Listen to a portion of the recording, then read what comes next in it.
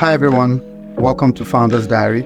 As business owners, challenges come in different dimensions, and that's part of the crux of our conversation. For you to be able to obviously set up an architectural firm and even use the word architect in the first place, it means you have to be licensed. You talked about the risk, and I feel like that is one thing that most people are afraid to take. What was it like for you taking that risk? So it was some sort of calculated risk. Obviously, before leaving paid employment, I've made contact with some potential clients, some contractors, some friends. Of course, as an architect, you need to be able to get people that have the skills, that understand. There's a lot of quality that comes into what you do, and then you need to ensure that you maintain that standard of quality. For me, IRA has always been very tricky and also very personal. And the only key thing I said to myself was, I want to start a firm. I want to create a firm that I'll be happy to work in as an employee. So you see yourself as the staff? Yes, of the firm. Even in hiring anybody, that's one of the key things I usually look out for. Yeah, the skillful part of it, the technical things, I believe we can always teach you or train you to be that. I would rather employ a young, vibrant individual that is smart, has the core values that we're looking for, bring the person in and train the person, than someone who already probably has a degree, has qualifications. I've learned that over time, those qualifications really do not come to play when you actually come into the organization.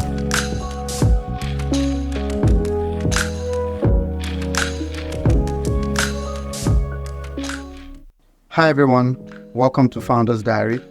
My name is Abayomi, and I'm going to be your host for this episode. So basically, in today's episode, we have with me Mr. Dolapo Falola. He's the founding partner, UCA. So I'm going to allow him basically just introduce himself and tell us more about UCA, and then we will go into the conversation proper. So what do you? Thank you very much. My name is Dolapo Falola. I'm the founding partner of UCA. UCA stands for Urban and Contemporary Architects. In a very brief way, UCA is an architectural firm.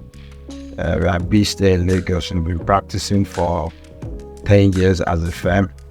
But personally, I've been licensed for 15 years, yes. And I've been practicing architecture for 17 years. 17 years. So basically, it's a very young, vibrant firm of young architects. Basically, our focus is within the fields of architecture, urban planning, and project management. And we like to pride ourselves as young and hip, and we believe we do very nice and interesting architecture, not just the aesthetical value of it, but also trying to provide very functional and good architecture, something I believe is quite lacking in this side of the world. Just to give an overview of what the Founders Diary series is all about.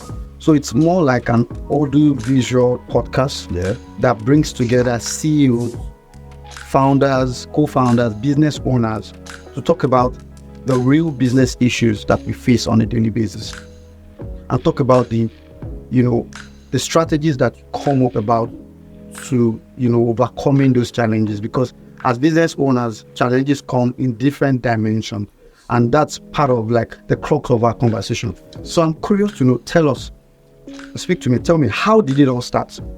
Basically, it took me a bit of time. I graduated in 2006, so I worked for a company, took my professional exams, and then I had some savings to allow me just take the risk and start. So formally or officially, I started UCA in 2013, obviously from my study or just a desk in my bedroom that I use as my study. And that was basically how it started. So from there, I'd go out for meetings, I'd go out to meet clients. And from there, took my first intern, took my second intern, and gradually we just started growing like that. But essentially, I started from the corner of my bedroom, then I moved to my study. Oh, fantastic. So there's something that is unique about having you on this episode, and you know my background is in finance and now tech. So most of those that have come on the show are usually in that area. So you're like the first person that I'm bringing on the show that is in a different area that I don't even really do have an idea of. And for me, it's interesting because what I've done is it has made me sort of do more research in terms of like your job, what you do. And I've noticed that like for architects, right, the time frame between when you are out of school and when you set up your business is usually shorter. So tell me, why is that? Because it seems like a skill that once you have, you can easily just have your firm, set up your firm. How easy is it? I'm still going to go into how you started, but I'm just curious to know why it is like that. Okay, maybe contrary to popular opinion, it's not as straightforward as it is, yes. So for you to be able to obviously set up an architectural firm and even use the word architect in the first place, it means you have to be licensed. It means you have to work some sort of apprenticeship. Mm-hmm. So you have to work in a registered architectural firm. Mm-hmm. Have an architect supervise you, mm-hmm. and you do your professional exam. So after taking your professional exam and qualifying, mm-hmm. you can then set up shop. Roughly, it will take you 2 years from graduation to pass the exam, okay. Yes, and obtain that license and start up a firm. So yes, you can say it's short, but it's not like immediately out of school you can just open shop. You need some level of training, okay. and some qualification exams for you to actually be able to practice and be licensed as an architect. Yeah, you talked about the risk, and I feel like that is one thing that most people are afraid to take. To go into business, you need to understand that it involves a lot of risk, and a lot of people are scared. A lot of people are worried. They're not even sure what is on the other side, right, of that business landscape. So people sort of prefer to be in their comfort zone, right, and really would not want to say start up a business. Mm. What was it like for you taking that risk? Okay, so it was a risk, but also it was some sort of calculated risk. So like I said, I had a bit of savings backed up for like that could. Then I was single, so I didn't have any worries. It was just to take care of myself. So yeah, yes. So basically, it was the idea was, okay, if I don't get any job for the next 6 to 1 month, can I cope with the savings that? Mm-hmm. So that was basically how I started.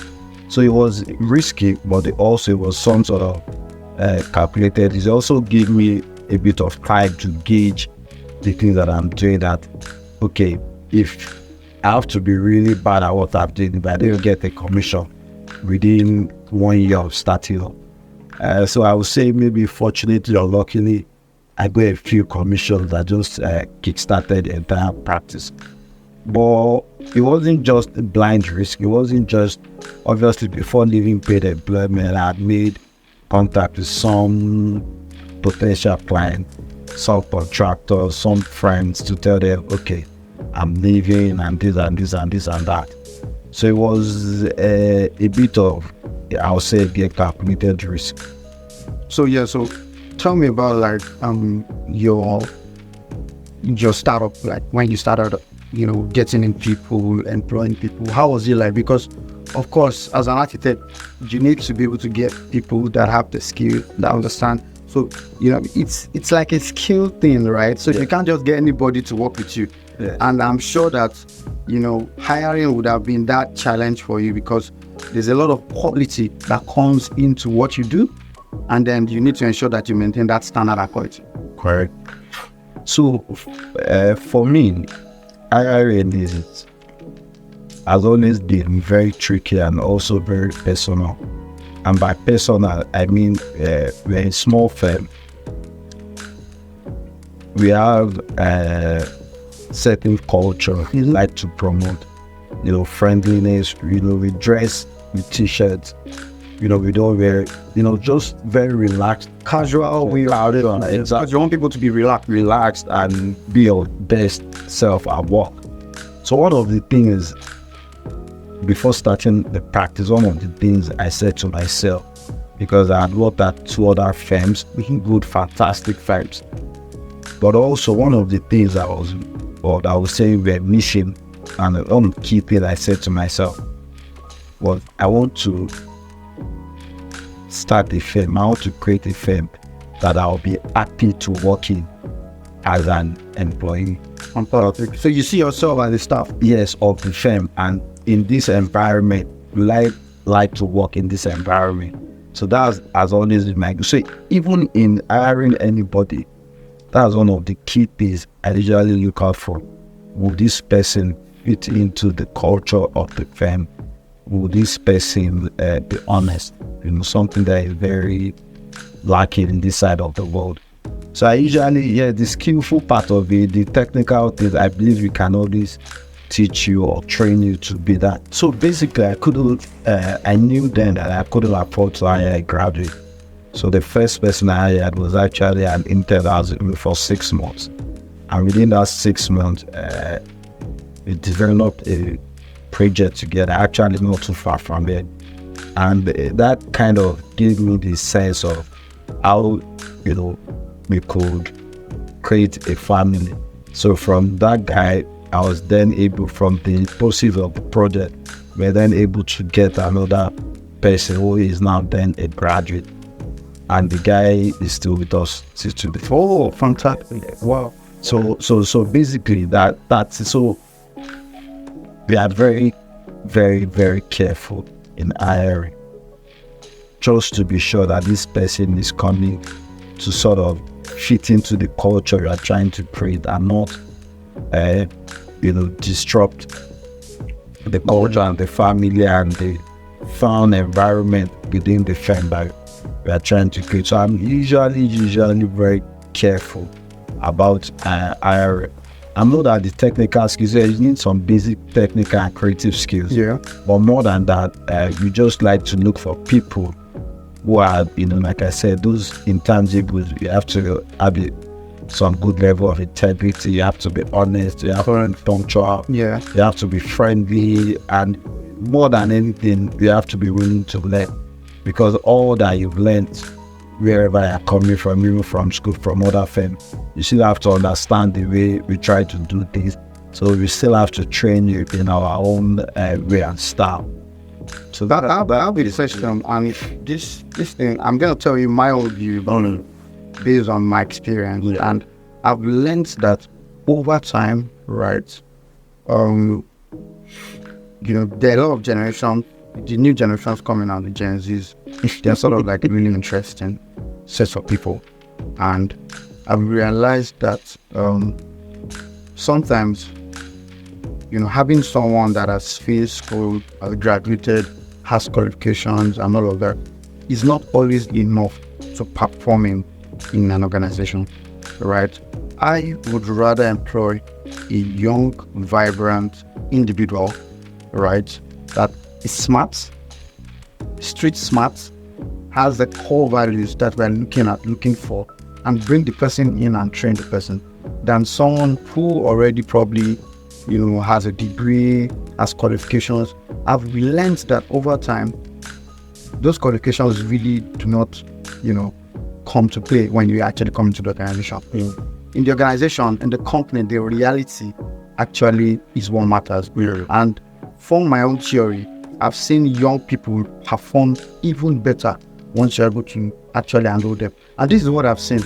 I've seen that they are more open-minded, they are flexible, right? And they think just very broadly.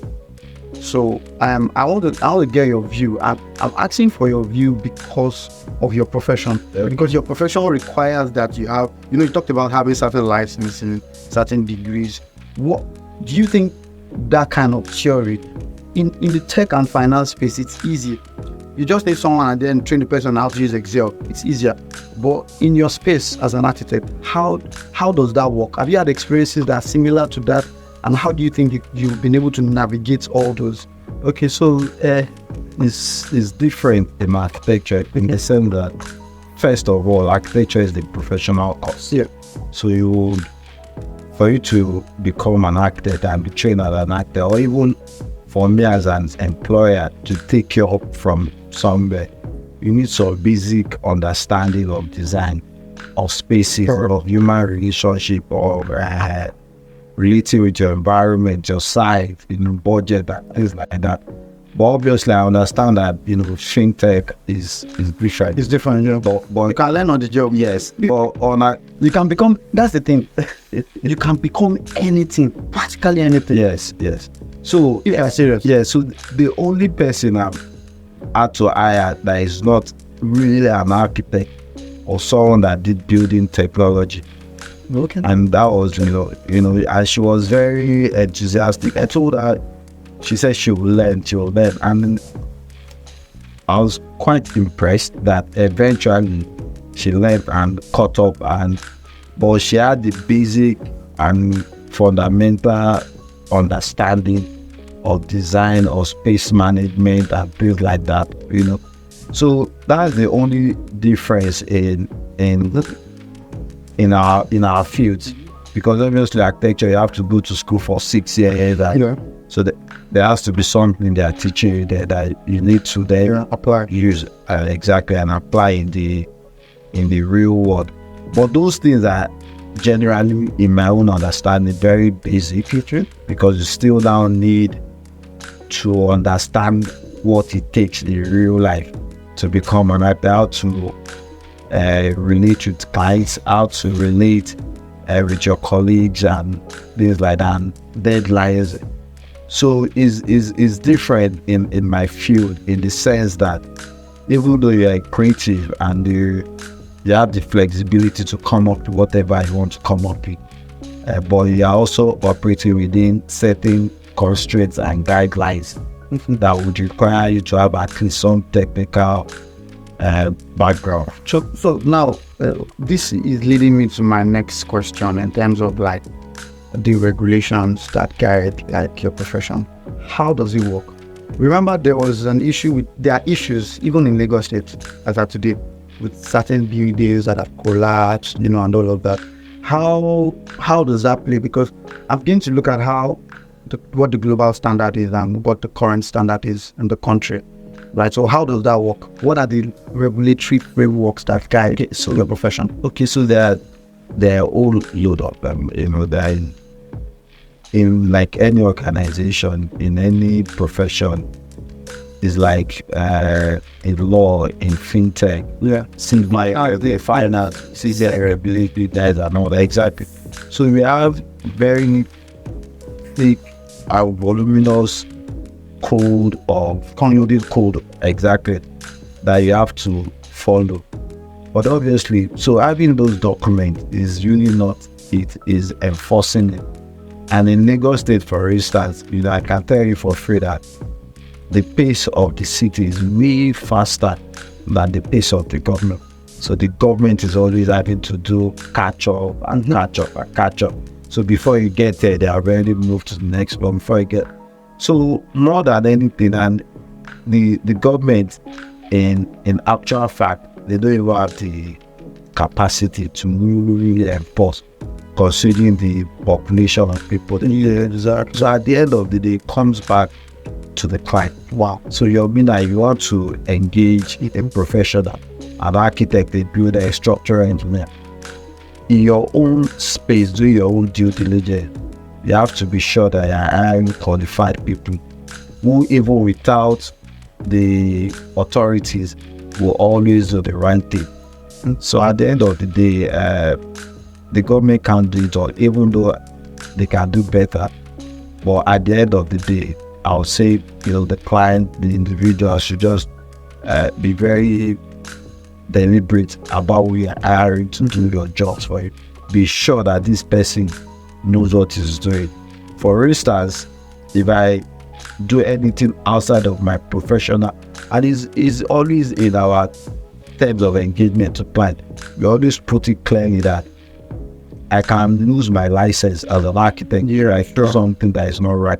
Sure. So I won't wait for the government or the guys enforcing or the regulatory bodies to come and see that I've done the wrong thing. So I always try to, do the right thing. So at the end of the day, all come back to us individuals. Trying to ensure that basically you maintain the right standard. Exactly. You have the proper Because the codes are there for you to follow, the regulations are there for you to follow.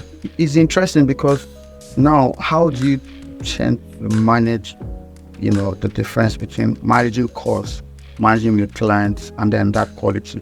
Because you are like, the client wants you to do this. Some will tell you, you know what, let's find you. It's just to car with there. Then how do you strike that balance between that quality control, cost, and managing a client? Okay, so it's very interesting. It's very interesting. So what we typically do, depending, like you said, we're in Nigeria, you will sometimes find clients who want you to cut corners. So one of the things, that I've tried to establish and over the years is just to be as upright and as straightforward as I can be. And I tell clients that, okay, and there are many examples to point them to. I'm sure recently you see Lagos State demolishes some, buildings that are very close to the canal. So, that's an example that, okay, we can do this thing today, we can get away with it. But 10 years down the line, 15 years down the line, I might just have one guy that is upright and wants to correct things. Something similar to what Erufai did in Abuja all weekend. It's going to happen in Abuja. Just find that because there's a plan, right? So if you go, outside of the government plan, so I always try to, just give them that example. Then in terms of cost, in our fees, we have what we call scale of fees that is being prescribed by the government. Oh, there's like a regulatory fee guideline. Yes, depending on the size of the project, and all that. So we'll always use that as a benchmark and say, say this is it. This is what government says we should charge. So how can we work around? So I always make sure it's always within and around that prescribed figure. It doesn't have to be precisely. But actually there's some sort of, so that sort of makes it easier for us. And another very interesting thing is that over time, because of what we've been doing down the years and some of the referrals we get, I also try to, just like hiring staff, I also try to be very careful in the people we work for. Okay. Yes. So, we have to some extent, there must be some sort of chemistry because my work is very creative and creativity is very subjective. You might like black and Divine might like white. Correct. Do you understand? So there has to always be some sort of chemistry between myself and the client. Once that chemistry is not there, I sense that this client is not the right fit for what we are trying to do. Just a very I think that works. And one thing I would say is, in our line of business, I always state, because I've been involved in a number of capital raising, both for clients, even for my own business. And I've always said that I'm not going to get money from everybody. Yes. Because first of all, I need to understand what you want to achieve. Do we have the same vision? Do we think alike? Are we working towards the same goal? Because once you are partnered with this person, you are together in it. Exactly. Right? And you can't even just say you want to pull out. Exactly. So you need to ensure that for you, your clients, you guys have the same ideology, because that ideology is what will guide what would happen the next in the project. Exactly. So if you guys don't agree on the same ideology, the project will definitely fail. And the typical construction project, let's even say a basic house of say about 450 to 500 square meters, the small house, will take you from the time of design to working drawings and getting approval and moving to site and supervising the project throughout the lifespan. Well, typically, if that project is very fast, it will take you between 16 to 24 months. Okay. 2 years, because our profession can sometimes be very slow. Mm-hmm. So imagine being in that toxic relationship with the client, even for 16 For that long, yeah. you wouldn't enjoy the project. There is no way you. At the end of the day, your best. you would not be in the good state Exactly. with the client, and then it's going to affect your credibility. Exactly. Okay, yeah. So you talked about AI, right? So I want to share my own experience with AI, and also because I told you that our conversation is unique because it's a different space for me, right? So I'm really trying to find how I can look at how it actually works with us and also relate it with you. So in tech, right, even in finance, most of what we do, I used to lead investor relations consulting for a company before, and basically what we do is handle IR for businesses, and it involves a lot of writing, press release, director statements, and all of that. So with AI, what AI has done for us is I could just put it there, write a director statement, blah, blah, blah, blah, blah, write a press release, and AI brings it up, right? But trust me, I'm not satisfied with what AI have done, because you still need that human element. And I'll tell you this, we actually did fire a staff because the particular person kept sending us things word for word from ChatGPT. Wow. Because for me, there was no element of you thinking. It's okay for you to get information from ChatGPT, but I still need your own input, I need to see that human element. And trust me, if I see something from AI and from you writing, I can tell the difference. Sure. So for me, in as much as AI has come to, disrupting the business, right? For me, I still see it as a guide. It's going to help you write faster. It's going to help you think faster. Yeah. It's just a guide, not something for you to just pick and use. How does that translate to architect? Because I believe that there are AIs that you can just put and then they bring it, but then you still need to have that element of flexibility. Yes. So, like I said, architecture is most time extremely personal profession. Be it designing an office, a house, a shopping mall, airport, whatever. These spaces, this building, this structure are not going to be used by robots. Even factories, they are going to be used by human beings.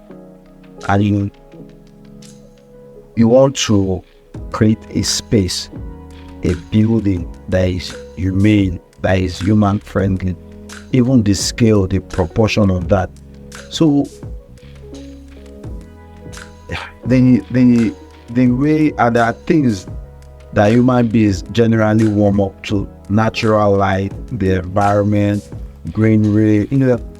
Most of those things might not necessarily be gotten from AI or any artificial means.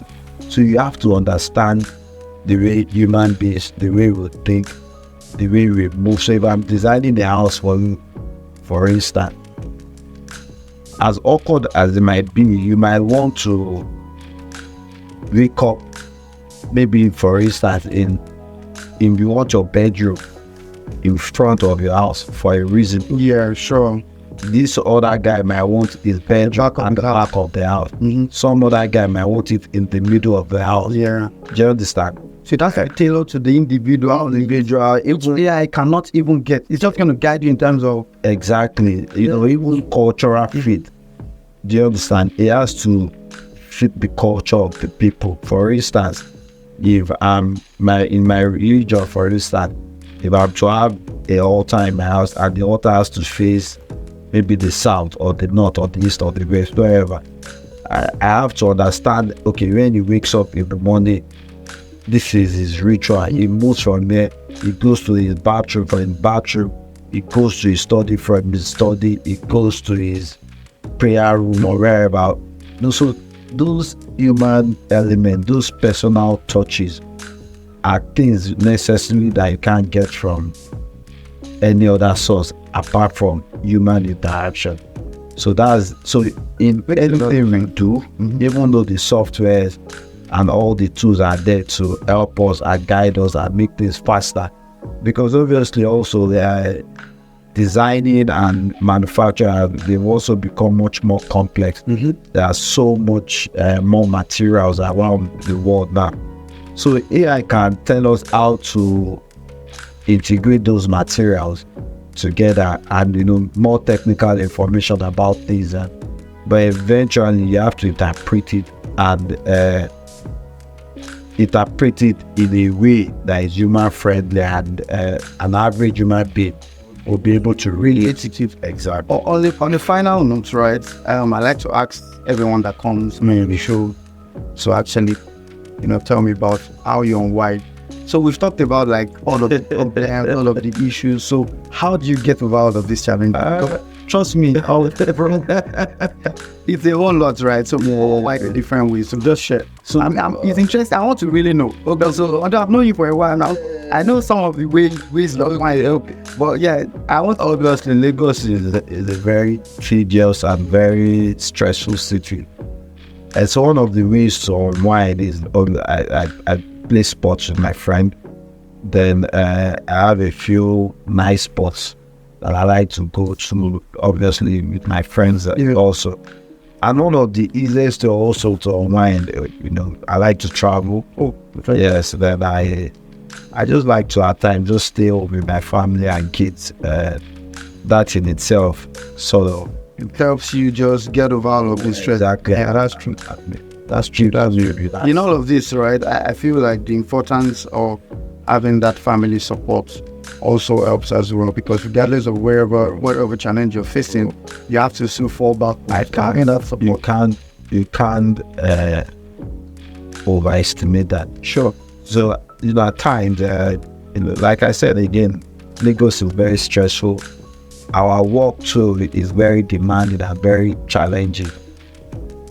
But the thought of going home to a supportive family that understand, because at times you have deadlines and you are not as home enough as you want to. You have clients you are chasing, you have projects you are trying to deliver and all that. But when you know that you are going to a family that understands what you are trying to do and what that is also not easy to achieve these days. Yeah. It's gold. Thank you very much, Dolapo, for coming. Thanks, man. It's always a pleasure. I really appreciate your time. Thank you very much. Thank you.